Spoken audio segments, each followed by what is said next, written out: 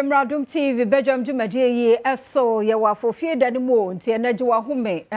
ne fie je wa home ne bia Saturday na be pia fine ene de enkramofo ye bronya no na ye die no nti eni di ye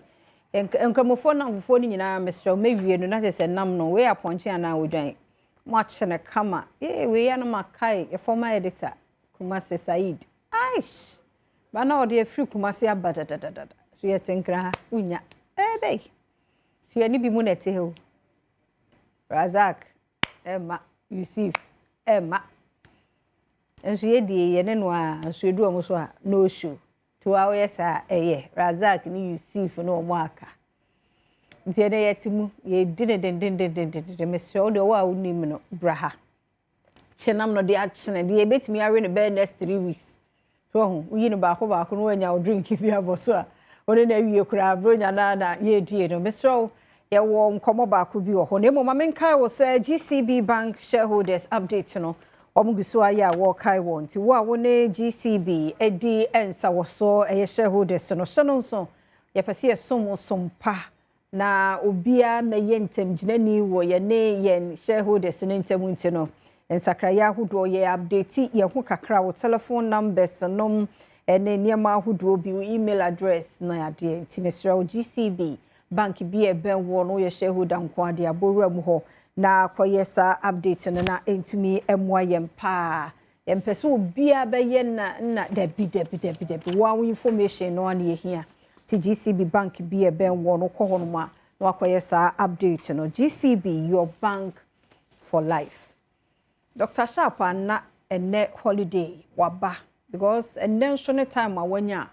wotene fie nze by this anka nam kwan so kura wonhwe ye live on Facebook/Adum TV wonhwe YouTube nso ti ene de otu TV nanim ye mo akwaba medin de afia amankwa tamaklo no Dr. Sharp ewa ha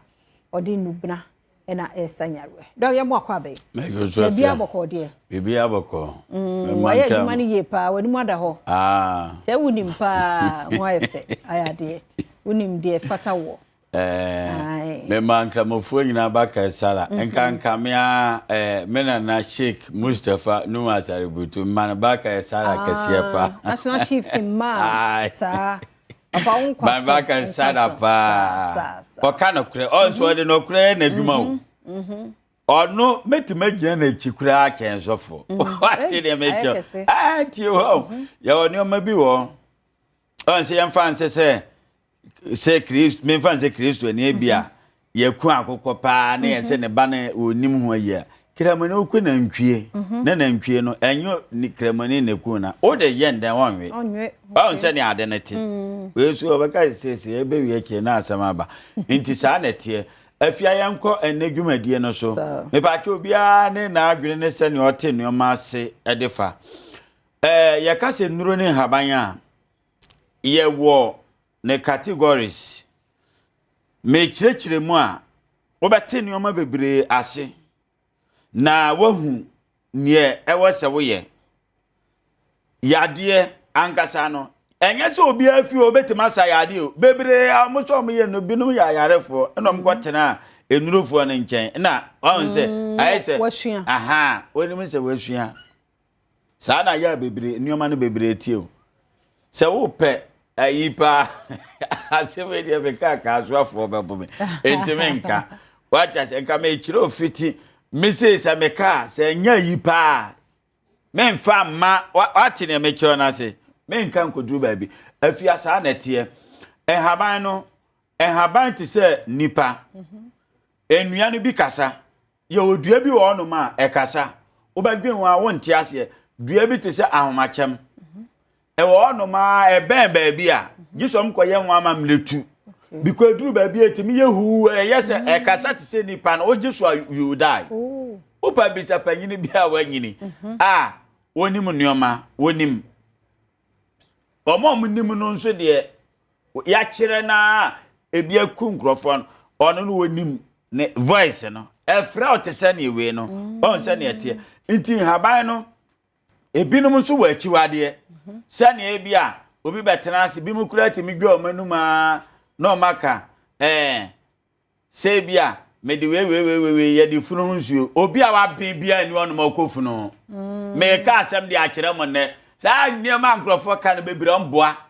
sharp ni the most promised spiritual center in West Africa amekita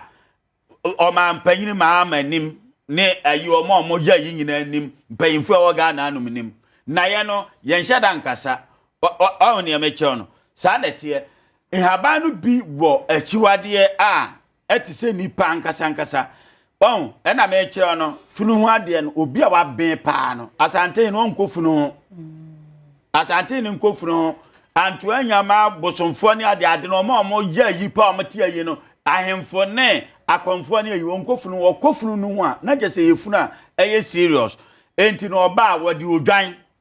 anafunu yemfa nwura ahemfie ye wo nuoma gese omtwa odwan na ohene no soso no onye ohene ketwa atede me cho empe bibia ye wo achiwade wo ho haban no wo mu achiwade enti obi wo no ma onima haban no ma obetimi akwakoto enama afia nkrofo koto odwam a uhu ni se no bi wo no ma ya bayina mu market na awoko no enti mi ankasa meta pe market wura enti no wo no so ye frane sen tiku light na meme de na lu pretrave gate hu classroom what ne me tra enti oba malo na wo so light se ukita yi na ayi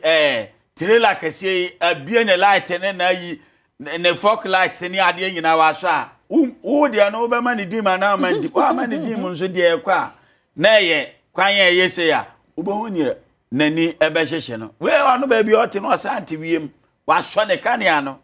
sadete nti afia se obi ba ye haban obetimi akwakofa aduro ndi aba aduro no ebetimi achiwade ebetimi aka haban no nti odi ye adwuma entimi nyeye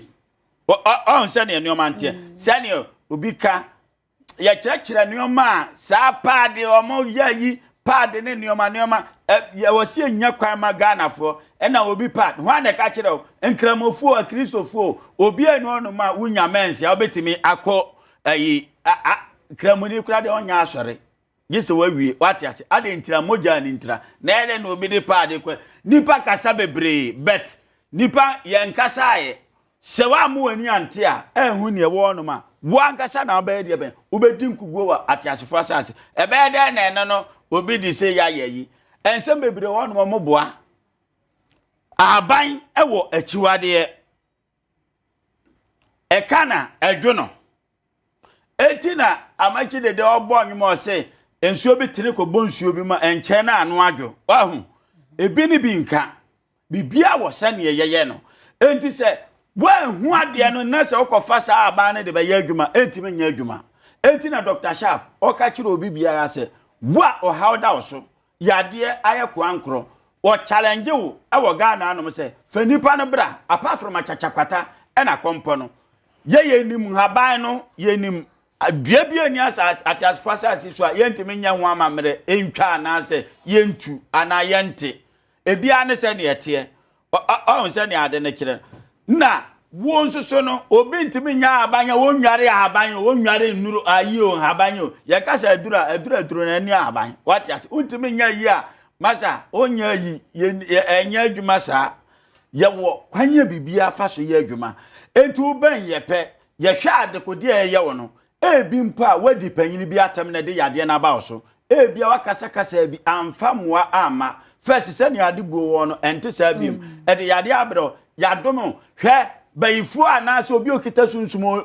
na opewo asel pa odomi obeka so odomi se stroke obeka se me ma sunsumu stroke na honam mu de na se wo sa honam mu de na sunsumu de ne wo sunsumu asem ye nka court afia wate ate na sunsumu no ye de ben ewiku ntu ba ya wontime nyo ni nyina ne ye hwe e wase ye sere ne ye giwa ye be sere sunsumu eno anse obeba ye ho ukita consultation 200 cedis na wabo ahofo yade ne kakra yade bia e wate asfasa asesu yeye apart from achachakwata enamumu yesi yeye mawo wanum yeduro yede yeduro amawo wosi yade no ye ntimi antriti yade ne ama na nko wanum yeduro se wase ye hwe ose ya hwe me pa acho ye ntimi antriti yade na man mema 15,000 Ghana cedi mo bia nteme nka Ghana anom empanyimfo ne ade obi anim ye ma me papa entina baabi ade ne ye hwe ne wase ye sere no ye sere na ya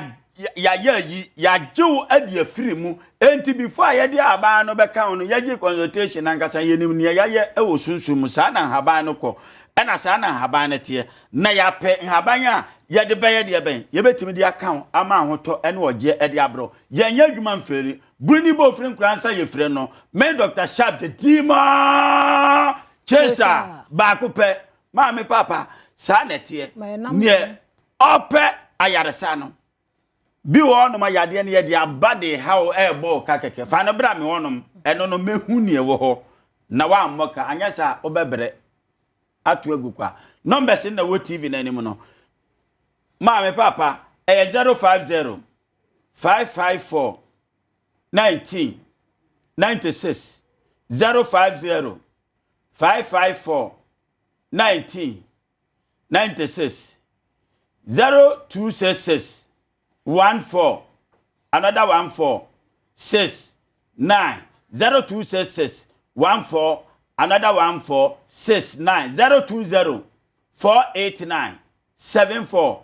54 and ofre eye WhatsApp se wanya ya fa voice gusu yebeti a reply ya wakaswa mini branch obabi aba mo ma fa kaswa ka naka se obesi overhead na se osi overhead na se na kese nyame aye wadom no afaka ekoni market osi obesi ADB bank osi ADB bank na usie nipa bia wono ma bisansa Dr. Sharp e wo fine fampa cho be kire consultation 200 cedis no abo aho ye ma waduro no na utua ne nkakra mpa cho ye ma waduro ba kwa wana abekwa akwaje bosia aba be de be aba be toa so ajedu everyday bia me ye adwuma nyame nchira onte na ne nchira Tuesday brother ano anwumre bia 11